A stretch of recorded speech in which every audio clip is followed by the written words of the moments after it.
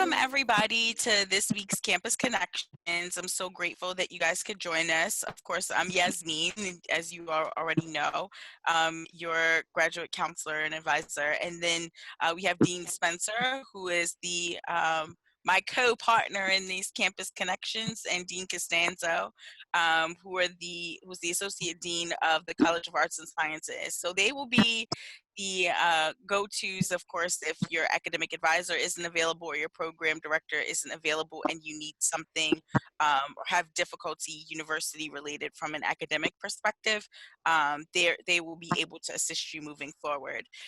Today, I thought it was very important for us to have our special guest, Ms. Karyn Schultz, because she is the director of our Office of Disability Services.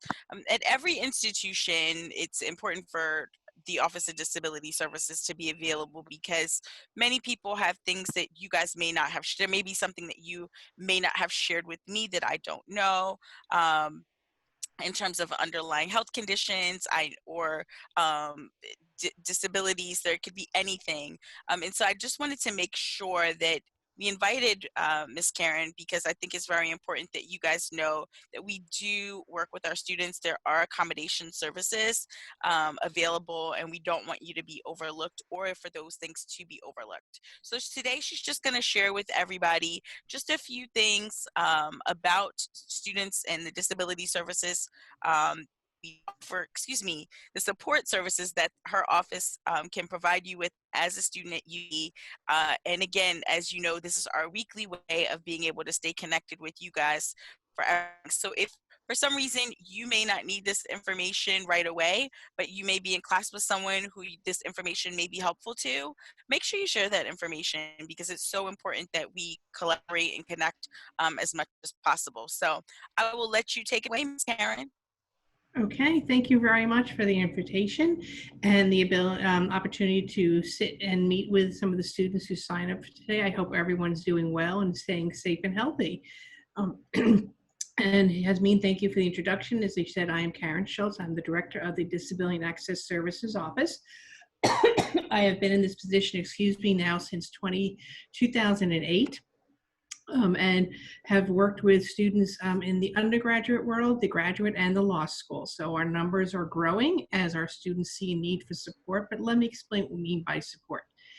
For the most part, our students come to us with a diagnosis that by the ADA, the American with Disabilities Act, defines as something that impacts a major life activity. Excuse me for a moment, I'm sorry.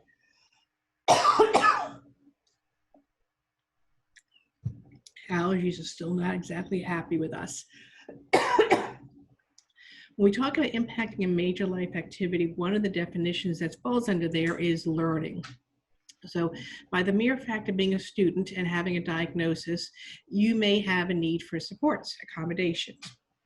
When a student wants to meet with us, they provide for us documentation of a provision or provider who aligns with that nature of the diagnosis. So for example, a student who says they have attention deficit disorder or a learning disability, they are not going to get their documentation, their letter of information from, say, their dentist or an orthopedic surgeon. That person is not trained to provide information regarding that kind of diagnosis.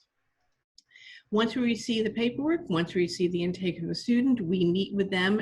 I've been doing a lot of Zoom meetings for our new students for the spring, and I'm starting to meet with students coming in for the fall. And working with the students to determine what kind of accommodations we provide based on, again, the nature of the disability, how it impacts them, the documentation they have provided to us, if it lists things along those lines. And more often than not with our students, because we are mainly a transfer institution and with the graduate students, we provide information, ask them about where they've used previously. The one thing we've come to learn, and I say we, because even though I am the only one here on the screen set for the moment, I have a co-conspirator, as I'd like to refer to Maria. Maria Mcclay is our student support specialist who also works with our students to provide reasonable and appropriate accommodations. We've learned over the years that a lot of times our graduate students don't recognize that they have the ability to use our services because they're in grad school. They're good in the kindergarten through 12th grade. They're good for undergrad, but when they get to grad school, they don't always know that they're eligible to utilize some of our accommodations. Again, as I stated, undergrad, grad, and law. My peer at the University of Maryland at Baltimore, just on the other side of the city, works with all the professional schools in provision of accommodation. So the level of your education doesn't change the fact that if you have a disability that impacts your ability to be a part of this, then you have the right to use those accommodations. And I can see Maria is joining us, and Maria works with us in many facets. Good to see you on a Monday afternoon, my dear. Maria provides note-taking support, test-taking support, and a lot in the textbooks in alternative format, and then tons of technology support. So if you have any questions about those things, please feel free to address them to Maria, because I will refer them to Maria instead of being the person to do the actual addressing. One of the key things I want to make sure everyone understands too in regards to how we function is we do not disclose the nature of the diagnosis of the disability to anyone who has no need to know, literally no need to know. For the most part, our students have what we consider to be invisible disabilities. So many of them have diagnoses that you can't see by looking at the person, say, oh, I see that.